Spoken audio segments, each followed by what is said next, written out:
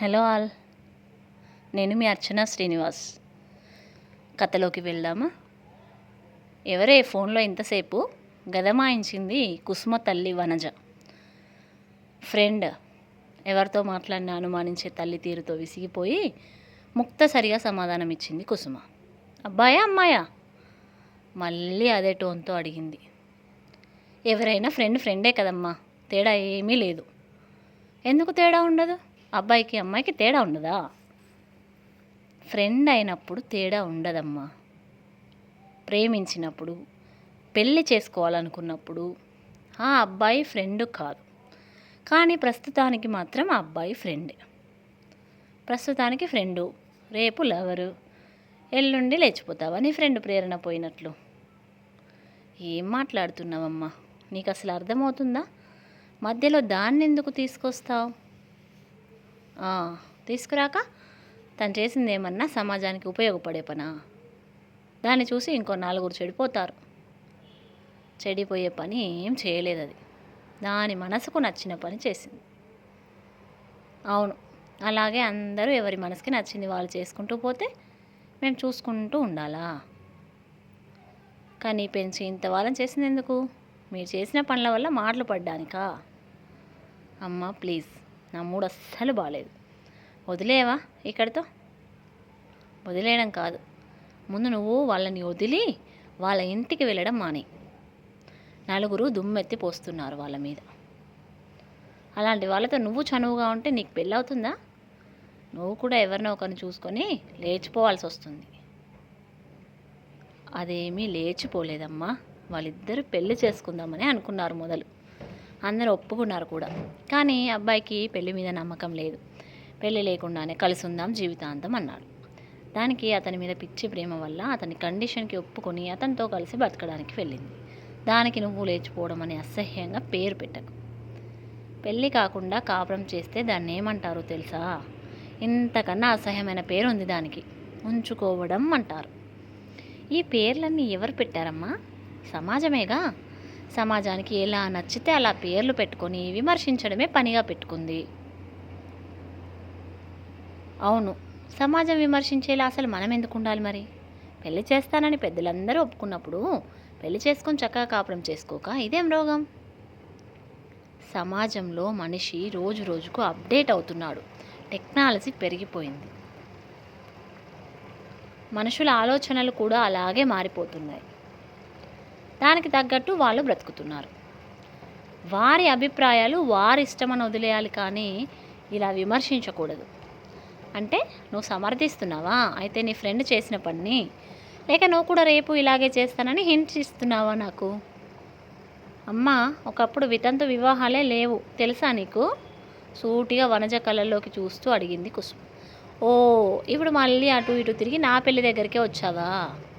అవునమ్మా, నాన్న పోయారని నేను 10 ఏళ్ల వయసులో ఉన్నప్పుడు నీ భవిష్యత్ కోసం మళ్ళీ పెళ్లి చేసుకోవడం తప్పనిపించలేదు నీకు.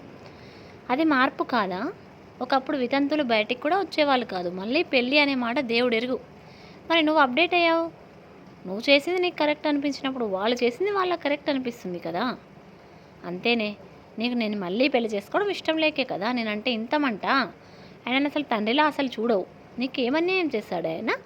నీ తండ్రి తాగి నీ 10 ఏళ్ల వయసులోనే చచ్చిపోతే 30 ఏళ్ల వయసున్న నాకు జీవితాంతం తోడుగా ఎవరు ఉంటారని ఆలోచించి నా తల్లిదండ్రులు నాకు మళ్ళీ పెళ్లి చేశారు. అది నీకు తప్పు అంతేనా? ఆవేశంగా అరిచింది వనజ. అదే చెప్తున్నానమ్మా, నీకు కరెక్ట్ అయింది వేరే వాళ్ళకి తప్పవచ్చు, నీకు తప్పు అనిపించింది వేరే వాళ్ళకి కరెక్ట్ అనిపించవచ్చు. అందుకే ఎవరు ఎవరిని జడ్జి చేయాల్సిన అవసరం లేదు ఇక్కడ. వేరే వాళ్ళ గురించి నాకు అనవసరం. నా కూతురు మాత్రం నేను చెప్పినట్టు వినాలి అనుకుంటాను. నా పరువే నాకు ముఖ్యమే. అందుకే నేను ఒక నిర్ణయానికి వచ్చాను. నువ్వు జాబ్ మానేసి మంచి సంబంధం చూసి పెళ్లి చేసేస్తాను. చూడు, తప్పకుండా చేసుకుంటాను. దానికి ఎందుకు జాబ్ మానేయడం? నేను ఎంత కష్టపడితే ఈ జాబ్ వచ్చిందో నాకు తెలుసు. బయట ఎంతమంది జాబ్ దొరకక అల్లాడిపోతున్నారో ఒకసారి వెళ్ళి చూడు. మనమేం కోటీశ్వర్లం కాదు కదా. నువ్వు ఎవరిని చూసి నాకు ఇచ్చి పెళ్లి చేసినా కూడా ఇద్దరం పని చేస్తేనే బతకగలిగే రోజులు ఇవి. అందుకని ఫూలిష్గా మాట్లాడకు. ఏదైనా తప్పు చేయాలి అనే ఆలోచన వస్తే 4 గోడల మధ్యలో ఉండి కూడా చేయొచ్చు. బయట తిరిగే వాళ్ళకి మాత్రమే తప్పు చేయాలనే ఆలోచన రాదు. ముందుగా నీ ఆలోచనలు మార్చుకో అంటూ విసురుగా తన గదిలోకి వెళ్ళింది కుసుమ.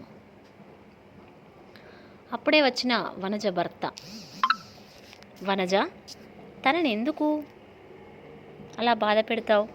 తనంటే నీకెంత ఇష్టమో నాకు తెలుసు. కోపం ముసుగులో దాన్ని దాచి ఎందుకు మాట్లాడతావు నువ్వు ప్రతిసారి? నేనేం చేసినా దాని భవిష్యత్ కోసమే కదా. నాకు అది తప్ప ఎవరున్నారు చెప్పండి? నేను లేనా? నాకు మీరిద్దరు తప్ప ఎవరున్నారు? అలా మీరు అనుకుంటున్నారు, కానీ అది అనుకుంటుందా? చిన్నపిల్ల ఏదో తెలిసి తెలియక మాట్లాడుతుంది. తన దారిలో తనని వెళ్ళనివ్వు. అడ్డుకట్టలు వేయొద్దు. కుసుమ అందరిలాంటి అమ్మాయేమీ కాదు. తనకి అన్నీ తెలుసు. ఎప్పుడు కూర్చుని ఫ్రెండ్స్తో బాతాకానీ కొడుతూ అమ్మాయిలకి సైట్ కొట్టే టీ కొట్టు దగ్గర కూర్చుని టీ తాగుతున్నాడు అరవింద్. అమ్మాయిలు చాలా ఫాస్ట్ అయిపోయారా ఈ మధ్య. డబ్బులున్నవాడు కనిపిస్తే చాలు వెళ్ళిపోతున్నారు సిగ్గొదిలేసి. పక్కనే కూర్చుని అరవింద్ని వంకరగా చూస్తూ వాగాడు. అరవింద్ అంటే పడని అతని పాత క్లాస్మేట్. అప్పటికే దవడలు రెండు బిగుసుకున్నాయి అరవింద్కి. అంతేగా, డబ్బుకు డబ్బు, సుఖానికి సుఖం. ఏమైనా అంటే సహజీవనం అనే పేరు. దానికంటే వ్యభిచారం నయం కదరా. ఇంకొక నోటి దూలగాడు వాగిన మాటలకి కోపం కట్టాలు తెంచుకొని లేచి ఒక్కటేశాడు వాడి చెంపపైన అరవింద్. వెంటనే వాళ్ళ గుంపు దాడి దిగింది అరవింద్ పైన. టీ తాగడానికి వచ్చిన వాళ్ళందరూ ఆపడానికి ప్రయత్నించినా గొడవ ఆగలేదు. టీ కొట్టాయన కూడా వదిలేయండి అతన్ని చచ్చిపోతాడు అంటూ అరిచినా వదలకుండా, దొరికిన ఛాన్స్ వదలకుండా పాత కక్షలన్నీ మనసులో పెట్టుకొని కసి తీరా ఇష్టం వచ్చినట్టు కొట్టసాగారు. అప్పుడే పోలీస్ జీప్ సౌండ్ వినబడడంతో ఎక్కడి వారక్కడ వెళ్ళిపోయారు. తర్వాతి భాగం రేపు. Please subscribe. Thank you.